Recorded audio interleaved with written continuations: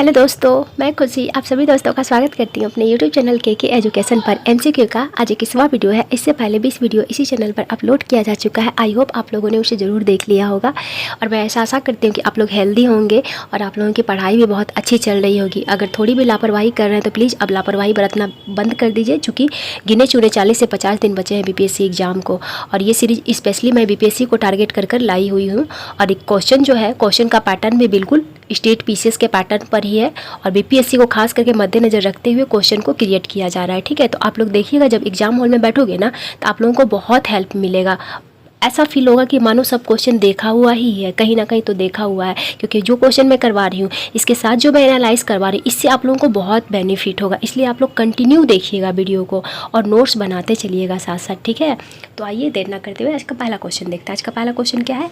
अकबर के खिलाफ फतवा किसने जारी किया था? तो पहले तो आप ये जान लीजिए फतवा क्या होता है। धर्म विरोध जो कोई कार्य करता है ना, उसी के खिलाफ फतवा जारी किया जाता है। ठीक है, तो ये फतवा जारी किया गया था जौनपुर का अहमद सरहिंदी के द्वारा। किसके द्वारा किया गया था? इसका आंसर हो जाएगा ए नंबर। ठीक है, शेख अहमद सरहिंदी के द्वारा किया गया था। ये कहाँ का था? ये जौनपुर का था। एक क्वेश्चन पूछा जाता है कि अकबर के खिलाफ कहाँ से फतवा जारी किया गया था, तो जौनपुर से किया गया था। ठीक है, किसने किया था? शेख अहमद सरहिंदी किया था। ठीक है, जौनपुर को पूर्व का सिराज कहा जाता है। क्या कहा जाता है? जौनपुर को पूर्व का सिराज कहा जाता है। ठीक है, जौनपुर को पूर्व का सिराज कहा जाता है।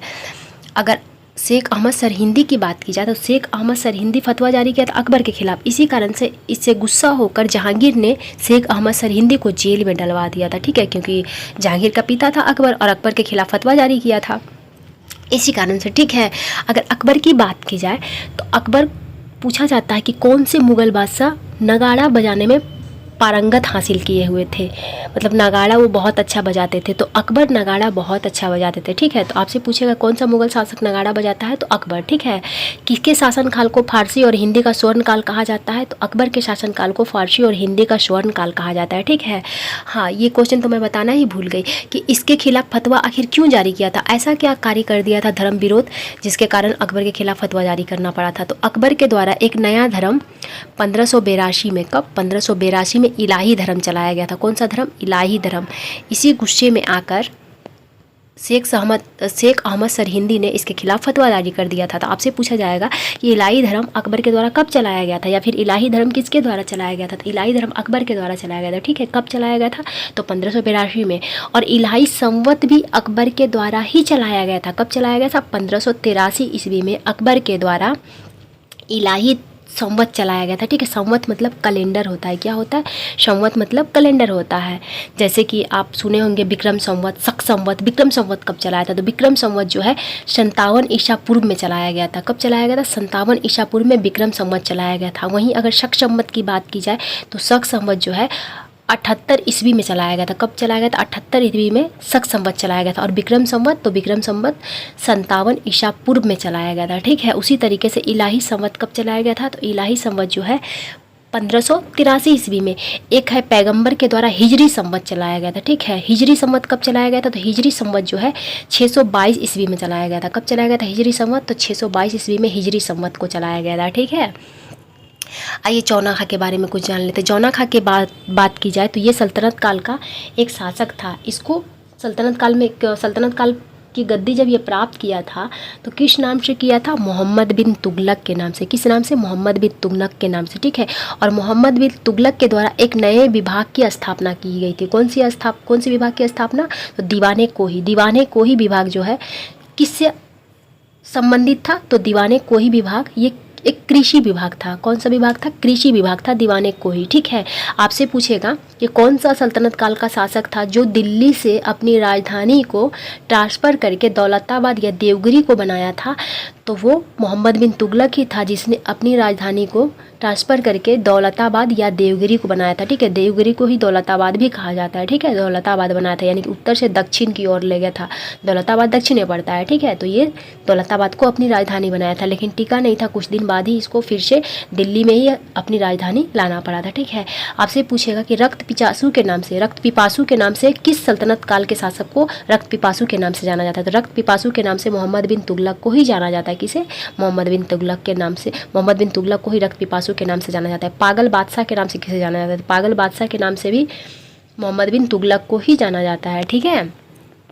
अगर जहांगीर की बात की जाए, अकबर के बारे में एक और चीज़ जान लीजिए, इसने विवाह के लिए एक कानून भी बनाया था। विवाह के लिए क्या किया था, इसने लड़के और लड़कों की शादी की उम्र को फिक्स कर दिया था कि लड़कों की शादी की उम्र न्यूनतम कितनी होनी चाहिए, तो लड़कों की शादी की उम्र होनी चाहिए न्यूनतम 14 साल लड़कियों की न्यूनतम आयु विवाह का और 16 साल लड़कों की न्यूनतम आयु विवाह का किया था। यानी कि 14 साल से कम उम्र की लड़की विवाह नहीं कर सकती और 16 साल से कम उम्र का लड़का विवाह नहीं कर सकता है। तो शादी के लिए कानून, विवाह का कानून किसने लाया था, अकबर के द्वारा लाया गया था। किस मुगल बादशाह के द्वारा लाया गया था, तो अकबर के द्वारा लाया गया था। ठीक है। अगर जहांगीर की बात की जाए तो जहांगीर के शासनकाल को चित्रकला का स्वर्णकाल कहा जाता है। चित्रकला का स्वर्णकाल किसके शासनकाल को कहा जाता है, तो जहांगीर के शासनकाल को। उसी प्रकार से अकबर के शासनकाल को हिंदी और फारसी भाषा का स्वर्णकाल कहा जाता है। ठीक है। अगर निजामुद्दीन औलिया की बात की जाए तो चलिए आगे क्वेश्चन निजामुद्दीन औलिया को लेके डिस्कस कर देंगे। ठीक है। नेक्स्ट क्वेश्चन हमारा क्या कह रहा है, शेख निजामुद्दीन औलिया का दरगाह कहाँ स्थित है, तो इसकी दरगाह दिल्ली में स्थित है। कहाँ स्थित है, यानी कि कब्र कहाँ स्थित है, दिल्ली में स्थित है। ठीक है। शेख निजामुद्दीन औलिया की बात की जाए तो शेख निजामुद्दीन औलिया का गुरु कौन था, तो शेख निजामुद्दीन औलिया किसका शिष्य था, तो ये बाबा फरीद का शिष्य था। किसका, बाबा फरीद का शिष्य कौन था, बाबा फरीद का शिष्य था शेख निजामुद्दीन औलिया। ठीक है।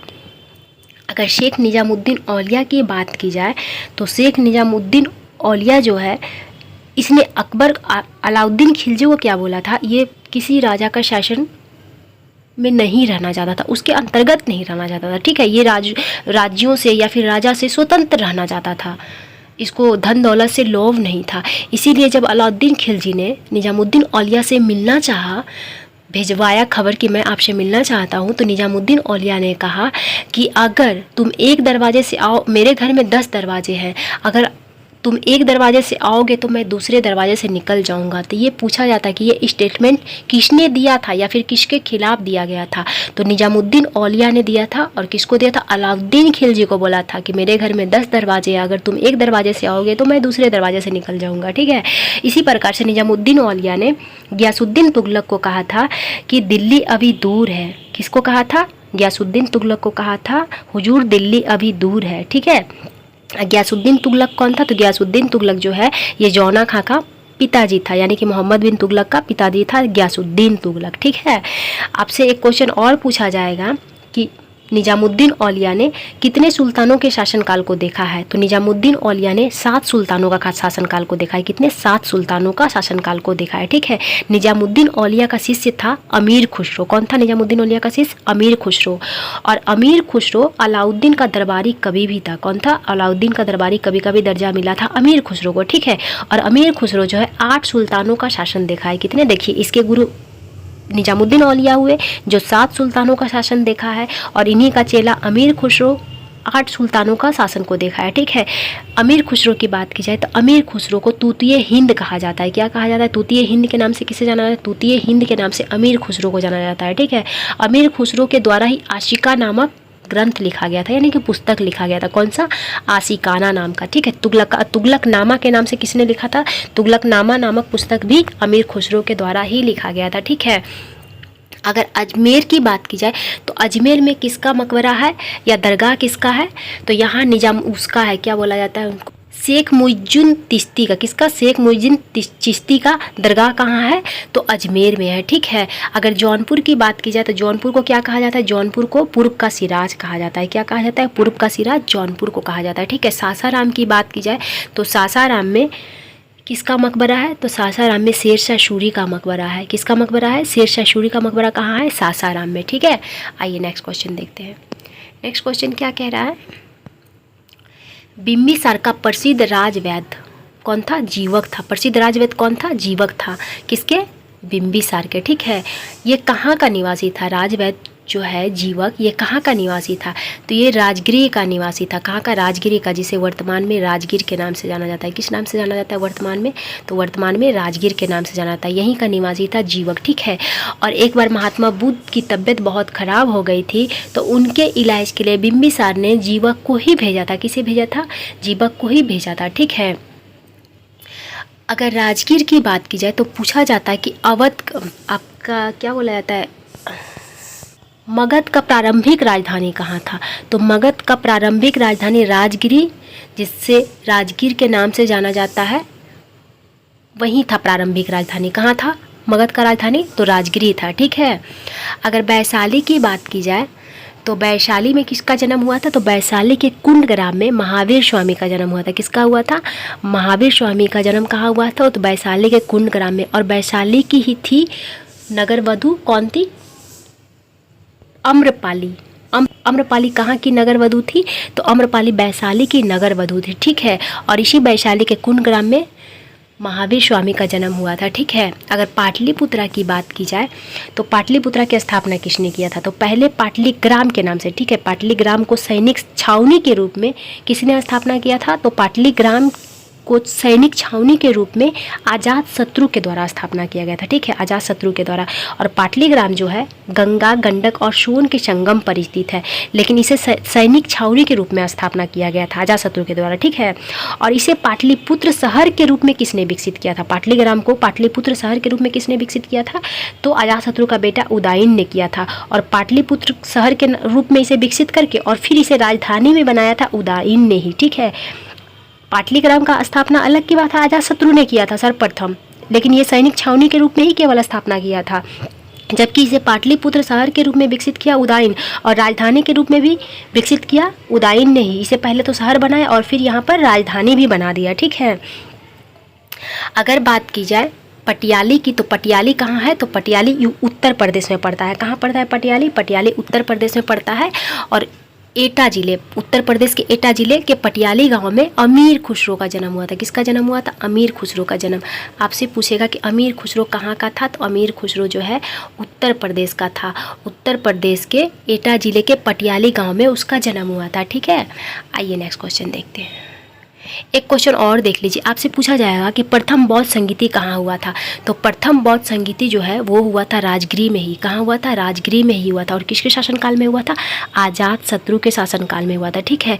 द्वितीय बौद्ध संगीति कहाँ हुआ था? द्वितीय बौद्ध संगीति जो है वो हुआ था वैशाली में। कहाँ हुआ था? वैशाली में। और किसके शासनकाल में हुआ था? तो कालाशोक के शासनकाल में। ठीक है। तीसरी बौद्ध संगीति पाटलिपुत्र में हुआ था। कहाँ हुआ था? पाटलिपुत्र में। और किसके शासनकाल में हुआ था? अशोक के शासनकाल में हुआ था। ठीक है। चौथा बौद्ध संगीति कहाँ हुआ था? चौथा बौद्ध संगीति कुंडलग्राम में हुआ था। कुंडलग्राम कहाँ पड़ता है? तो कुंडलग्राम जम्मू कश्मीर में पड़ता है। कहाँ पड़ता है? जम्मू कश्मीर में पड़ता है। वहाँ पर चौथा बौद्ध संगीति हुआ था। कुल 4 बौद्ध संगीति हुआ था। ठीक है। 483, 383, 250 ईसा पूर्व और प्रथम शताब्दी में 4 बौद्ध संगीति हुआ था। और चारों का शासनकाल बता दें, किसके शासनकाल में हुआ था? प्रथम अजातशत्रु के शासनकाल में, द्वितीय कालाशोक के शासनकाल में, तीसरा अशोक के शासनकाल में और चौथा कनिष्क के शासनकाल में हुआ था। ठीक है। प्रथम के अध्यक्ष कौन थे? तो प्रथम बौद्ध संगीति के अध्यक्ष थे महाकश्यप। दूसरे बौद्ध संगीति के अध्यक्ष कौन थे? साबतमीर। और तीसरे बौद्ध संगीति के अध्यक्ष कौन थे? मोगलीपुत्तीस। चौथे बौद्ध संगीति के अध्यक्ष कौन थे? तो चौथे बौद्ध संगीति के अध्यक्ष थे वसुमित्र। और एक उपाध्यक्ष भी थे। एकमात्र बौद्ध संगीति चौथा बौद्ध संगीति था जिसमें अध्यक्ष के साथ साथ उपाध्यक्ष भी थे। तो उस उपाध्यक्ष कौन थे? तो अश्वघोष थे। ठीक है। वसुमित्र अध्यक्ष थे और अश्वघोष उपाध्यक्ष थे। ठीक है। आइए नेक्स्ट क्वेश्चन देखते हैं। नेक्स्ट क्वेश्चन हमारा क्या कह रहा है? नेक्स्ट क्वेश्चन कह रहा है राष्ट्रीय महिला आयोग की पहली अध्यक्ष कौन थी? तो राष्ट्रीय महिला आयोग की पहली अध्यक्ष क्या कौन थी? ममता शर्मा, रेखा शर्मा, जयंती पटनायक या विजया रहाटकर? तो पहली अध्यक्ष थी जयंती पटनायक। कौन थी? जयंती पटनायक थे। ठीक है। विजया रहाटकर की बात की जाए तो वर्तमान में है। वर्तमान में महिला आयोग की अध्यक्ष कौन है? तो विजया रहाटकर है। विजया रहाटकर से पहले रेखा शर्मा अध्यक्ष थे। ठीक है। और ममता शर्मा जो है ये 6ठे क्रम की महिला आयोग की अध्यक्ष थी। राष्ट्रीय महिला आयोग की बात की जाए तो क्या ये संविधानिक आयोग है? नहीं, ये संवैधानिक आयोग नहीं है। ठीक है। इसकी स्थापना हुई थी। कब हुई थी? तो इसकी स्थापना हुई थी 1990 के अधिनियम के तहत। 1992 में हुई थी। कब हुई थी? 1990 के अधिनियम के तहत 1992 में स्थापना हुआ था राष्ट्रीय महिला आयोग का। जनवरी 1992 में स्थापना हुआ था। ठीक है। और प्रथम महिला अध्यक्ष कौन थी? तो जयंती पटनायक थी। आइए नेक्स्ट क्वेश्चन देखते हैं। नेक्स्ट क्वेश्चन क्या कह रहा है? नेक्स्ट क्वेश्चन करा कि राज्यपाल के संदर्भ में निम्नलिखित कथनों पर विचार कीजिए। राज्यपाल का वेतन राज्य की संचित निधि पर भारित है। अनुच्छेद 356 के अंतर्गत राज्यपाल मुख्यमंत्री की सलाह पर राष्ट्रपति शासन लगाने की सिफारिश करता है। उपर्युक्त में तो कौन सा कथन सही है? कौन सा कथन सही है? क्या केवल ए, केवल बी, ए बी दोनों, या ना तो ए तो ना तो बी? तो इसका आंसर हो जाएगा ऑप्शन नंबर ए, क्योंकि ए सही है। ये क्या बोल रहा है, ये बोल रहा है आपसे राज्यपाल का वेतन राज्य के संचित निधि पर भारित होता है। तो जी बिल्कुल, राज्य का जो वेतन है वो राज्य के संचित निधि पर ही भारित होता है।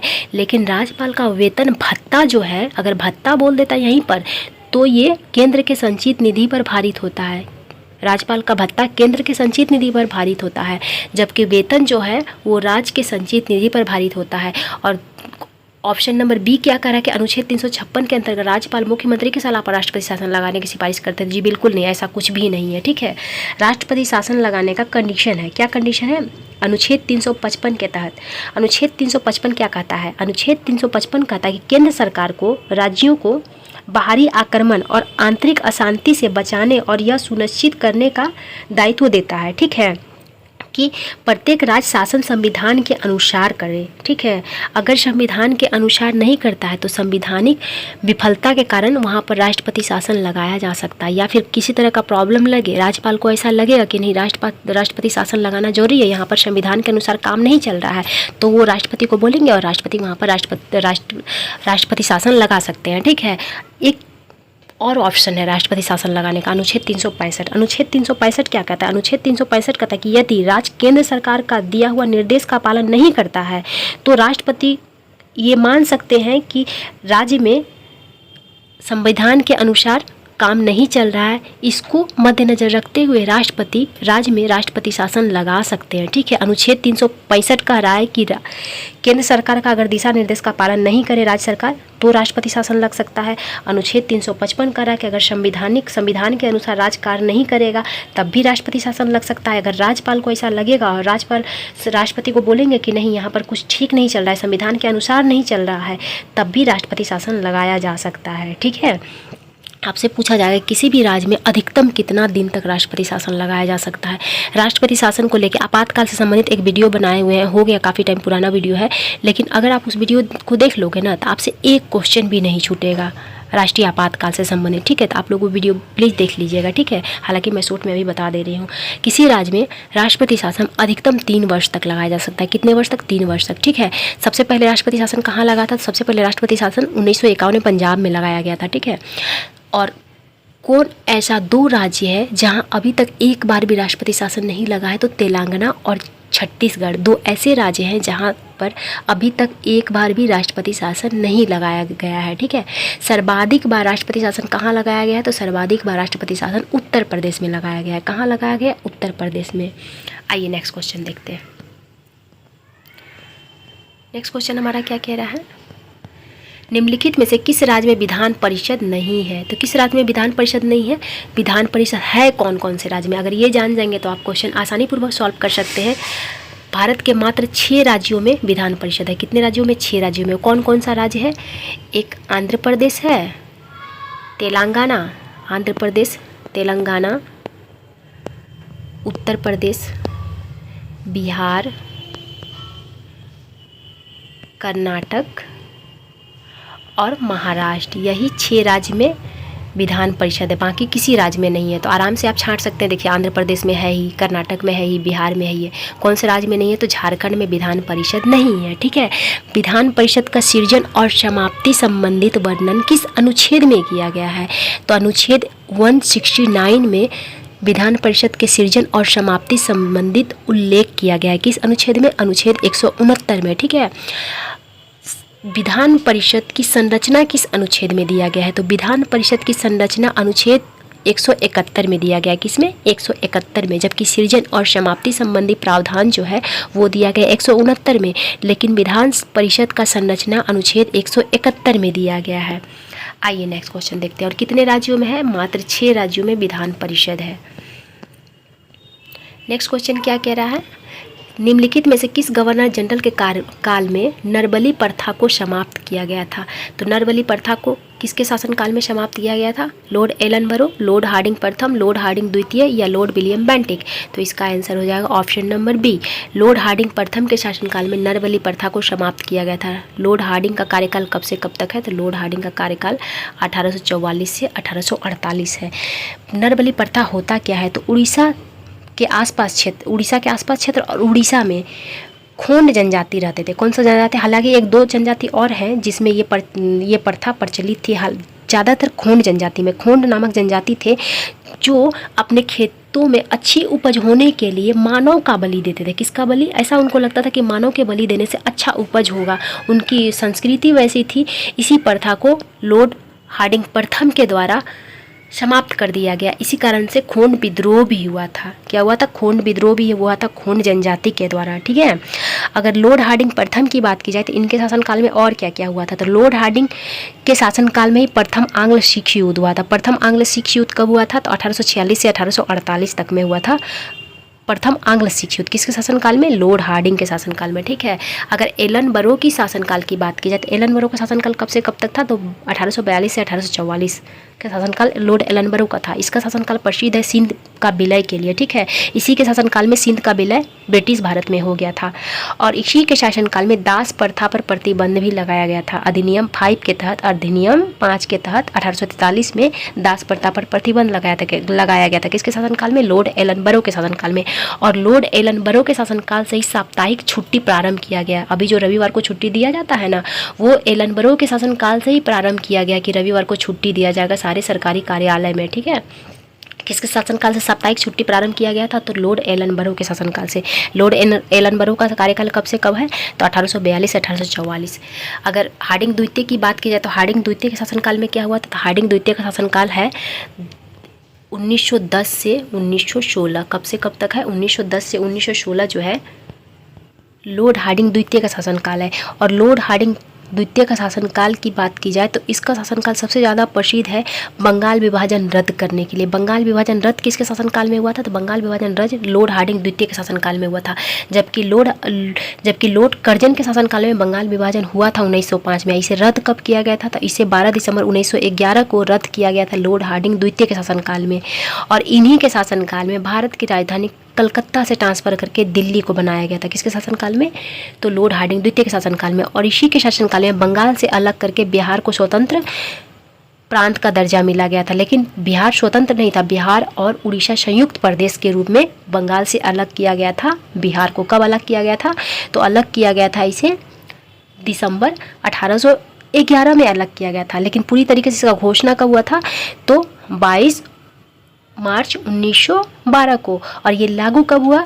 तो लागू हुआ था 1 अप्रैल 1912 को। कब लागू हुआ था? 1 अप्रैल 1912 को लागू हुआ था।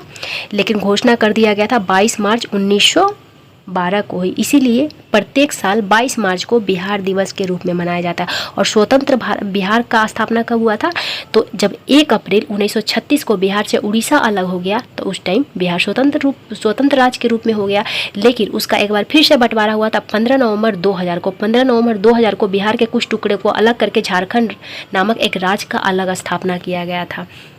ठीक है, अगर लॉर्ड विलियम बेंटिक की बात की जाए तो लॉर्ड विलियम बेंटिक का कार्यकाल था 1828 से 35 और इसका शासनकाल प्रसिद्ध है सती प्रथा पर प्रतिबंध लगाने के लिए। ठीक है, सती प्रथा पर प्रतिबंध लगाया गया था राजा राम मोहन के सहयोग से 1829 में। कब लगाया गया था? 1829 में प्रतिबंध लगाया गया था। सर्वप्रथम बंगाल प्रेसिडेंस में लगाया गया था। इसके बाद मद्रास और मुंबई में 1830 में सती प्रथा पर प्रतिबंध लगा दिया गया था। ठीक है, किसके शासनकाल में? लॉर्ड विलियम बेंटिक के शासनकाल में।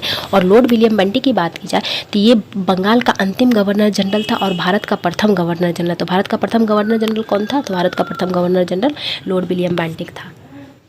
आइए नेक्स्ट क्वेश्चन देखते हैं।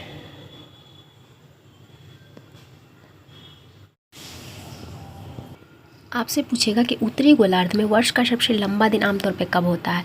तो उत्तरी गोलार्ध में वर्ष का सबसे लंबा दिन जून महीने का दूसरा पखवाड़ों को होता है, क्योंकि जून महीने का दूसरा पखवाड़ा में ही पड़ेगा 21 जून और 21 जून को ही उत्तरी गोलार्ध में सबसे लंबा दिन होता है। और इसी तारीख को प्रति वर्ष योग दिवस मनाया जाता है। कौन सा? योग दिवस। योग दिवस कब मनाया जाता है? योग दिवस मनाया जाता है 21 जून को मनाया जाता है। ठीक है, आपसे एक और क्वेश्चन पूछा जा सकता है कि कौन से तारीख को पूरे पृथ्वी पर दिन और रात बराबर होता है? तो पूरे पृथ्वी पर दिन और रात कब बराबर होता है? तो 2 साल में 2 बार होता है पूरे पृथ्वी पर दिन और रात बराबर। कब कब? 21 मार्च और 23 सितंबर को। कब कब? 21 मार्च और 23 सितंबर को। ठीक है, 23 सितंबर को पूरे पृथ्वी पर दिन और रात बराबर होता है। जिस तरीके से आपसे पूछा कि उत्तरी गोलार्ध में सबसे लंबा दिन कब होता है, उसी प्रकार से आपसे क्वेश्चन पूछा जा सकता है कि दक्षिणी गोलार्ध में सबसे लंबा दिन कब होता है। तो दक्षिणी गोलार्ध में सबसे लंबा दिन 22 दिसंबर को होता है। कब होता है? दक्षिणी गोलार्ध में सबसे लंबा दिन 22 दिसंबर को होता है। ठीक है, इसी प्रकार से आपसे क्वेश्चन पूछा जा सकता है कि उत्तरी गोलार्ध में सबसे छोटा दिन कब होता है। तो कॉमन सी बात है, जब 22 दिसंबर को सबसे लंबा दिन दक्षिणी गोलार्ध में होगा तो 22 दिसंबर को ही सबसे छोटा दिन उत्तरी गोलार्ध में हो जाएगा। और अगर आपसे पूछा जाएगा कि दक्षिणी गोलार्ध में सबसे छोटा दिन कब होता है तो 21 जून को हो जाएगा, क्योंकि 21 जून को ही उत्तरी गोलार्ध में सबसे लंबा दिन होता है। उसके विपरीत ही दक्षिणी गोलार्ध में सबसे छोटा दिन 21 जून को हो जाएगा, और जबकि सबसे छोटा दिन उत्तरी गोलार्ध में 22 दिसंबर को हो जाएगा। आई होप आप लोगों का कॉन्सेप्ट क्लियर हो गया होगा। ठीक है, आइए नेक्स्ट क्वेश्चन देखते हैं। नेक्स्ट क्वेश्चन क्या कह रहा है? नेक्स्ट क्वेश्चन कह रहा है कि पृथ्वी ग्रह के संबंध में कौन सा कथन सही है। अंतरिक्ष से देखने पर पृथ्वी का रंग नीला है। ठीक है, यहाँ विद्यमान वनों की अधिकता के कारण दिखाई पड़ता है। क्या ऐसा है? क्या अंतरिक्ष से पृथ्वी को देखने पर वो नीला दिखता है? ये बात तो सत्य है। तो क्यों दिखता है? क्या यहाँ विद्यमान वन है इसी कारण से पृथ्वी का रंग नीला दिखता है? जी बिल्कुल नहीं, ये क्वेश्चन गलत है, क्योंकि पृथ्वी पर पानी का अधिकता के कारण ही पृथ्वी का रंग नीला दिखता है। दूसरा क्वेश्चन क्या बोल रहा है कि पृथ्वी का घनत्व मंगल ग्रह से कम है। तो ये क्वेश्चन भी गलत है, क्योंकि सभी ग्रहों में सबसे ज़्यादा घनत्व पृथ्वी का ही होता है। कितना होता है? 5.5 होता है घनत्व। अगर सबसे कम घनत्व वाला ग्रह पूछेगा तो सबसे कम घनत्व वाला ग्रह हो जाएगा शनि।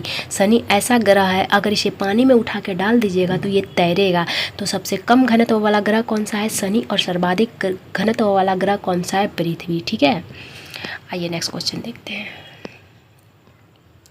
नेक्स्ट क्वेश्चन क्या कह रहा है?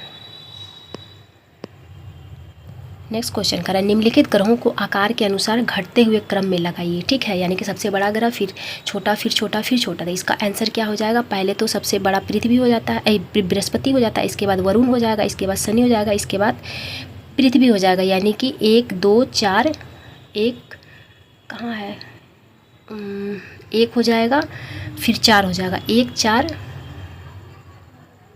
4 2 3, 1 4 2 3, ऑप्शन नंबर बी हो जाएगा। ठीक है, क्योंकि सबसे बड़ा ग्रह कौन सा है? पृथ्वी, इसके बाद वरुण, इसके बाद शनि, इसके बाद पृथ्वी हो जाएगा। आइए पूरे ग्रह को देख लेते हैं। सबसे बड़ा ग्रह कौन सा है? तो सबसे बड़ा ग्रह होता है बृहस्पति। बृहस्पति के बाद कौन सा ग्रह बड़ा होता है? तो बृहस्पति के बाद शनि। कौन सा? शनि। बृहस्पति के बाद शनि 2 नंबर पे सबसे बड़ा ग्रह, इसके बाद वरुण हो जाएगा, वरुण के बाद अरुण हो जाएगा, अरुण के बाद फिर पृथ्वी, पृथ्वी के बाद शुक्र, शुक्र के बाद मंगल, मंगल के बाद बुध।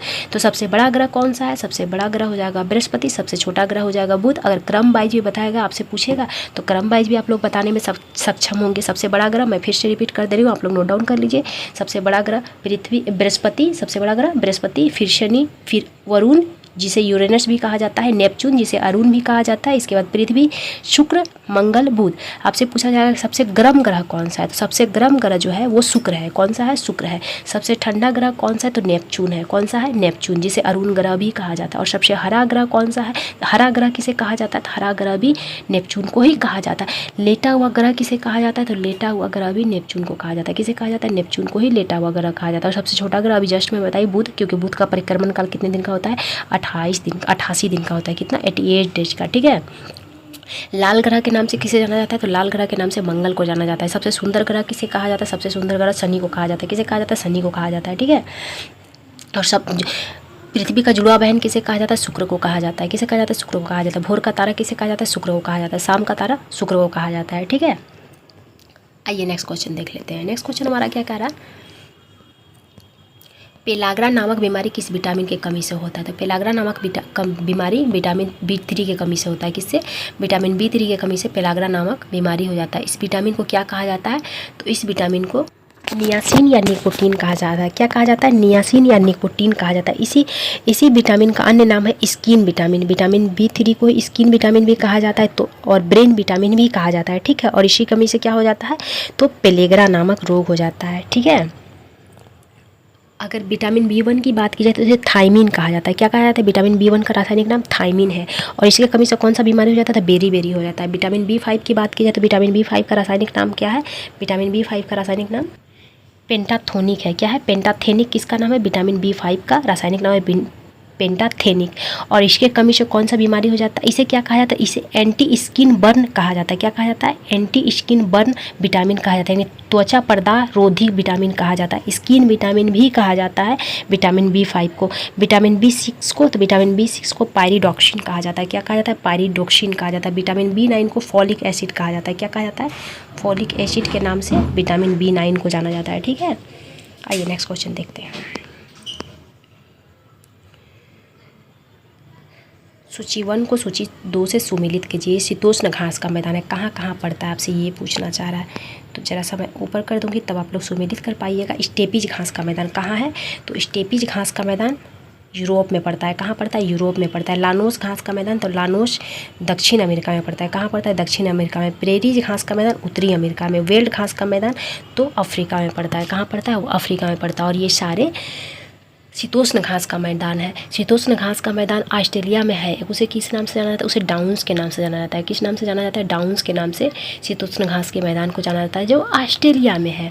ठीक है, एक घास का मैदान अर्जेंटीना में, उसे किस नाम से जाना जाता है, उसे पंपास के नाम से जाना जाता है। किस नाम से जाना जाता है, पंपास के नाम से जाना जाता है। ठीक है, आइए नेक्स्ट क्वेश्चन देखते हैं। सवाना घास का मैदान कैसा है, तो सवाना घास का मैदान उष्णकटिबंधीय है। इसका आंसर आप लोग मिला लीजिएगा। ठीक है, मैं बता ही दी इसका कैसे कैसे होगा, मैं मिला ही दी हूँ, आप लोग कुछ से मिला लीजिएगा।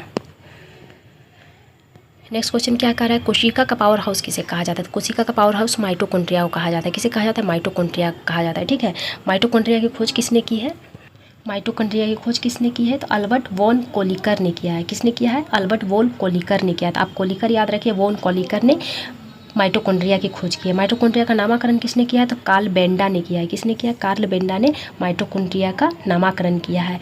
अगर लाइसोसोम की बात की जाए तो लाइसोसोम की खोज किसने किया है, तो डी ड्यूवे ने किया है। ठीक है, किसने किया है, डी ड्यूवे ने लाइसोसोम की खोज की है। और लाइसोसोम को आत्महत्या का थैली कहा जाता है। आत्महत्या का थैली किसे कहा जाता है, तो आत्महत्या की थैली कहा जाता है लाइसोसोम को। और सुसाइड बैंक यानी कि सुसाइड बैंक आत्महत्या की थैली, ये लाइसोसोम को कहा जाता है। राइबोसोम की बात की जाए तो राइबोसोम को प्रोटीन फैक्ट्री कहा जाता है। क्या कहा जाता है, प्रोटीन फैक्ट्री के नाम से किसे जाना जाता है, तो प्रोटीन फैक्ट्री के नाम से राइबोसोम को जाना जाता है। राइबोसोम की खोज किसने किया है, तो राइबोसोम की खोज किसने किया है, राइबोसोम की खोज जो है वो किया गया है पैलाडे के द्वारा। किसके द्वारा किया गया, जॉर्ज पैलाडे के द्वारा राइबोसोम की खोज की गई है। गोल्जी काय की बात की जाए तो गोल्जी काय की खोज किसके द्वारा किया गया है, तो गोल्जी काय की खोज कैमिलो गोल्जी के द्वारा किया गया। किसके द्वारा किया, कैमिलो गोल्जी के द्वारा गोल्जी काय की खोज की गई है। और इसे कोशिका का ट्रैफिक पुलिस कहा जाता है। क्या कहा जाता है, गोल्जी काय को, गोल्जी काय को कोशिका का ट्रैफिक पुलिस कहा जाता है। जबकि राइबोसोम को प्रोटीन फैक्ट्री कहा जाता है, माइटोकॉन्ड्रिया को पावर हाउस कहा जाता है, लाइसोसोम को आत्महत्या की थैली कहा जाता है। ठीक है, आइए नेक्स्ट क्वेश्चन देखते हैं। नेक्स्ट क्वेश्चन क्या कह रहा है, किस मुगल बादशाह के शासनकाल को स्थापत्य का स्वर्णकाल कहा जाता है। तो स्थापत्य का स्वर्णकाल शाहजहां के शासनकाल को कहा जाता है। जहांगीर के चित्रकला का स्वर्णकाल, अकबर का फारसी और हिंदी का स्वर्णकाल।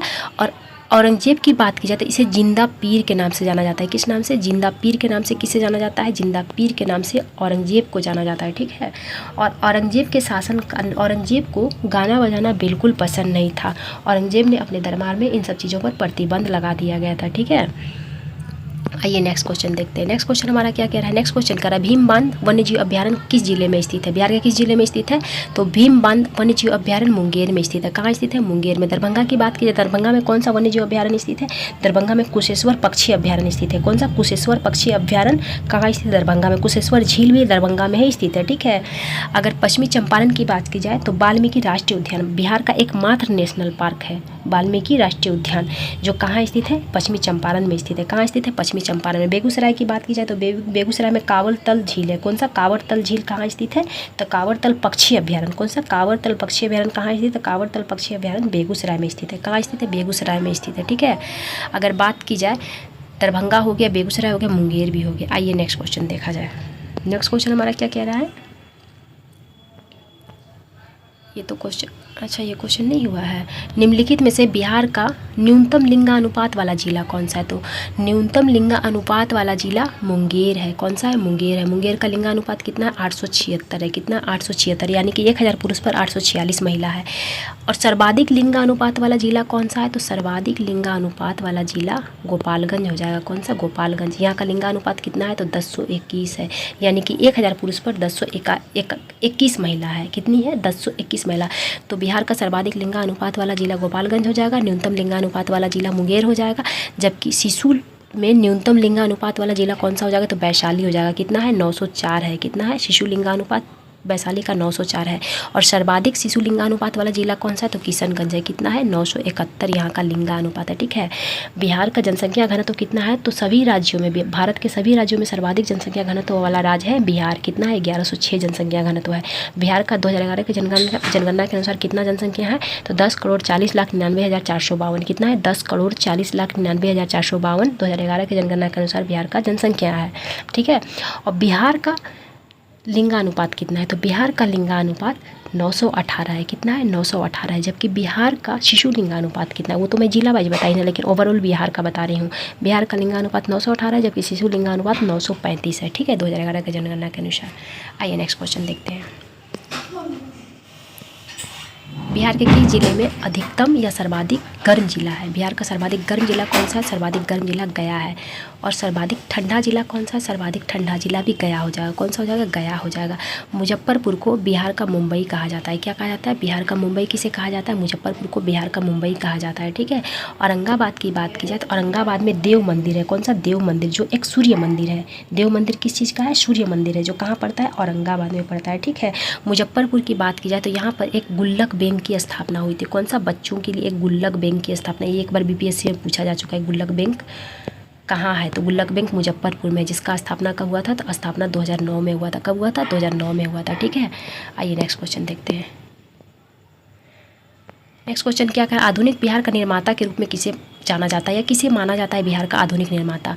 तो सच्चिदानंद सिन्हा को माना जाता है। किसे माना जाता है? डॉक्टर सच्चिदानंद सिन्हा को बिहार के आधुनिक बिहार के निर्माता के रूप में माना जाता है। ठीक है। श्री कृष्ण सिंह की बात की जाए तो ये बिहार के प्रथम कांग्रेसी मुख्यमंत्री थे, या बिहार के प्रथम मुख्यमंत्री बोला जाएगा। ज़्यादातर श्री कृष्ण सिंह को ही माना जाता है, लेकिन मोहम्मद यूनुस देगा। और ऑप्शन उस तरीके से अगर प्रथम कांग्रेसी नहीं पूछे और मोहम्मद यूनुस देगा तो मोहम्मद यूनुस आंसर हो जाएगा। ठीक है। अगर मोहम्मद यूनुस ना रहे और कृष्ण सिंह रहे और बिहार का प्रथम मुख्यमंत्री पूछेगा तो श्री कृष्ण सिंह हो जाएगा, क्योंकि श्री कृष्ण सिंह जो है वो बिहार के प्रथम कांग्रेसी मुख्यमंत्री थे। ठीक है। कांग्रेसी मंत्रिमंडल के प्रथम मुख्यमंत्री कौन थे? तो श्री कृष्ण सिंह से। और श्री कृष्ण सिंह को ही बिहार केसरी के नाम से भी जाना जाता है। डॉक्टर राजेंद्र प्रसाद की बात की जाए तो ये भारत के प्रथम प्रधानमंत्री थे जो बिहार के रहने वाले थे। और इन्हें क्या कहा जाता है? तो इन्हें भारत का आज़ाद शत्रु कहा जाता है। क्या कहा जाता है? भारत का आज़ाद शत्रु कहा जाता है, और बिहार का गांधी भी कहा जाता है डॉक्टर राजेंद्र प्रसाद को। ठीक है। आइए नेक्स्ट क्वेश्चन देखते हैं। नेक्स्ट क्वेश्चन क्या कह रहा है? किस विटामिन को H विटामिन के नाम से भी जाना जाता है? तो किस विटामिन को H विटामिन के नाम से जाना जाता है? विटामिन B7 को H विटामिन के नाम से जाना जाता है। H विटामिन का रासायनिक नाम क्या है? तो निकोटीन। क्या नाम है?